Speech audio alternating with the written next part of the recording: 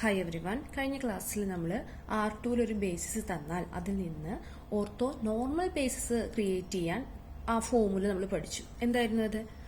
B എന്ന് പറഞ്ഞ basis തരും, അതിലത്തെ എലമെന്റ്സിനെ U1 U2 എന്ന് എഴുതും. ഇതിൽ നിന്ന് V1 V2 എന്ന് പറയുന്നതായിരിക്കും ഓർത്തോഗണൽ ബേസിസ്.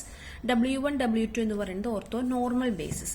V1 എന്ന് പറയുന്നത് U1 ആണ്. V2 കാണാനുള്ള ഫോമുല എന്തായിരുന്നു? R2ലാണ്. R2ലാവുമ്പോൾ U2 minus U2 dot V1 by V1 dot V1 into V1. ഇനി W1 കാണാനുള്ള ഫോമുലയും W2 കാണാനുള്ള ഫോമുലയും ഇതായിരുന്നു. ഇതാണ് R2ന്റെ ഫോമുല. ഇനി R3ലാന്ന് വിചാരിക്കുക. R3ൽ എങ്ങനെയാ വരികയെന്നുണ്ടെങ്കിൽ R3ൽ ഒരു ബേസിസ് തരും. ആ ബേസിസിലെ എലമെന്റ്സിനെ നമ്മൾ എങ്ങനെ എഴുതുക? U1 U2 U3. ഈ ഫോമുല എഴുതിയെടുക്കുക കേട്ടോ. ഇനി ഓർത്തോഗണൽ ബേസിസ് എന്താ വരിക? ഇതിലെന്തായിരുന്നു? V1 V2 V3. അപ്പോ V1 V2 R2ല്. R3ലാവുമ്പോ എന്താ വരിക? V1 V2 V3. V1 എന്ന് പറയുന്നത് എന്താ? U1 തന്നെ. V2 എന്ന് പറയുന്നത് എന്താ? നമ്മുടെ R2ല് പഠിച്ച same formula U2 minus U2 dot V1 by V1 dot V1 into V1. ഇതാണ് V2. അപ്പൊ V1 ഉം V2 ഉം R2ലുള്ള പോലെ തന്നെ. V3 എന്താ വരിക? V3 എന്താ വരിക നോക്കി നോക്കൂ. ഇപ്പൊ V2 വന്നപ്പോ ഇവിടെ U2 വന്നത്. അപ്പൊ V3 വരുമ്പോ ഇതാണ് formula U3 minus U3 dot V1 by V1 dot V1 into V1 minus U3 dot V2 by V2 dot V2 into V2. ഇതാണ് V3 കാണാനുള്ള ഫോമുല. ഇനി ഓർത്തോ നോർമൽ ബേസിസിനെ എങ്ങനെ നമ്മൾ ഡിനോട്ട് ചെയ്യുക? W1 W2 W3. How can we find it? W1 equal to V1 by നോം V1, W2 V2 by നോം V2, W3 V3 by നോം V3. കേട്ടോ, ഫോമുല അങ്ങോട്ടും ഇങ്ങോട്ടും കണക്റ്റഡ് ആണ്. അതാണ് ഞാൻ പറഞ്ഞത്, രണ്ടാമത്തെ പഠിച്ചു കഴിഞ്ഞാൽ മൂന്നാമത്തെ ഈസി ആയിട്ട് കിട്ടും. പിന്നെ 4 വന്നാലും R4 വന്നാലും R5 വന്നാലും ഒക്കെ ഈസി ആയിട്ട് നമുക്ക് എഴുതാൻ പറ്റും.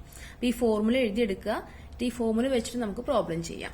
ഇനി പ്രോബ്ലത്തിലേക്ക് പോവാം.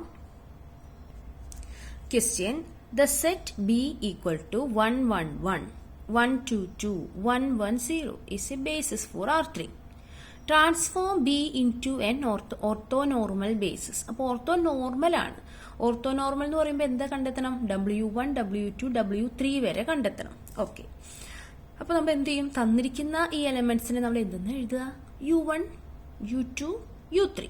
അപ്പൊ നമുക്ക് U1 എന്ന് പറഞ്ഞാൽ ഇതാണ്, U2 എന്ന് പറഞ്ഞാൽ 1 2 2, U3 എന്ന് പറഞ്ഞാൽ 1 1 0. ഇത് നമുക്ക് എന്താ ഫസ്റ്റ് കണ്ടെത്തേണ്ടത്? B dash elements V1 V2 V3.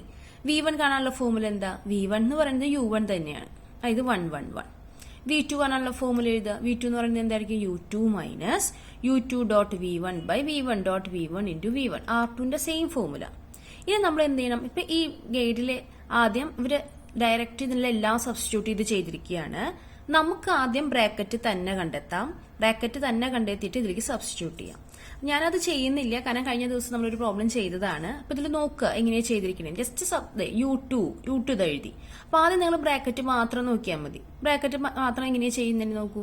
U2 dot V1, ഇതാണ് U2 dot V1 by V1 dot V1. നമുക്ക് ഡോട്ട് പ്രൊഡക്റ്റ് കാണാൻ അറിയാം. ഇങ്ങനെ കമ്പോണന്റ് വൈസ് നമ്മൾ മൾട്ടിപ്ലൈ ചെയ്ത് ആഡ് ചെയ്യും. ഇനി അതിനുശേഷം അതിനെ ഈ നമ്പർ കൊണ്ട് മൾട്ടിപ്ലൈ ചെയ്യും, ഇതുകൊണ്ട് സബ്ട്രാക്ട് ചെയ്യും.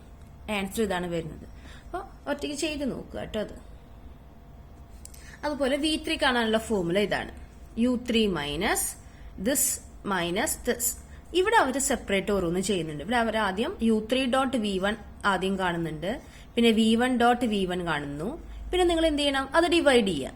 അപ്പൊ വേറൊരു ആൻസർ കിട്ടും. അതുപോലെ ഈ ബ്രാക്കറ്റും സെപ്പറേറ്റ് കാണുക. അവസാനം ഇതെല്ലാം കൂടി ഇവിടെ സബ്സ്റ്റിറ്റ്യൂട്ട് ചെയ്താൽ മതി. സബ്സ്റ്റിറ്റ്യൂട്ട് ചെയ്ത് സബ്ട്രാക്ട് ചെയ്തൊക്കെ വരുമ്പോ ഈ ആൻസർ ആണ് V3 കിട്ടുന്നത്.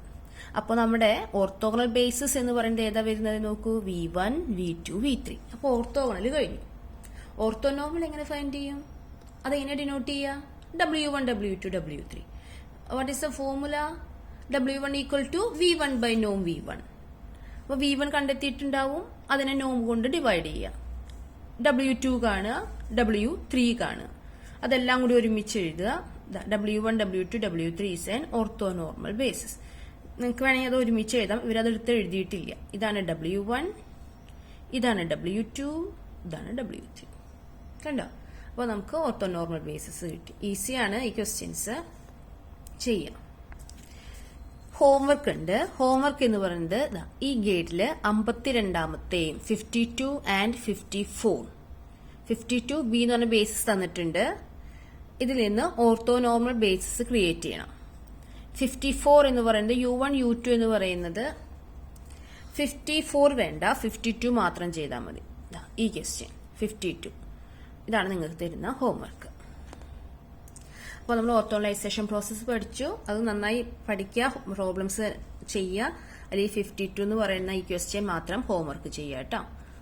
ഓക്കെ, ഇനി ഒരു കാര്യം കൂടി പറയാനുള്ളത്. ഇപ്പൊ നമ്മൾ R2 പഠിച്ചു, R3 പറഞ്ഞു. ഇനി R4 ആണ് വന്നിരിക്കണെന്നുണ്ടെങ്കിൽ എന്ത് ചെയ്യും? അല്ലെങ്കിൽ R5 വന്നു, R6 വന്നു. അപ്പൊ എന്തായിരിക്കും ഫോർമുല? അത് നമുക്ക് തന്നെ ഇനി പറയാൻ പറ്റും. ഇത് വെച്ചിട്ട് തന്നെ നമുക്ക് പറയാൻ പറ്റും. R3 വന്നു ഇങ്ങനെ, അപ്പൊ R4 ആണെങ്കിൽ എങ്ങനെയാ വരിക ഒന്ന് പറഞ്ഞേ. B എന്തായിരിക്കും വരിക? U1 U2 U3 U4. B ഡാഷോ V1 V2 V3 V4. V1 എന്തായിരിക്കും? സെയിം.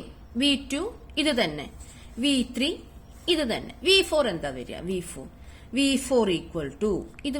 ഇപ്പൊ V2 V3 നിന്ന് നമുക്ക് V4 പറയാൻ പറ്റും. V4 equal to U4 minus U4 dot V1 by V1 dot V1 into V1 minus U4 dot V2 by V2 dot V2 into V2 minus U4 dot V3 divided by V3 dot V3 into V3. അങ്ങനെയാണ് വരും. ഒരു term കൂടി വരും.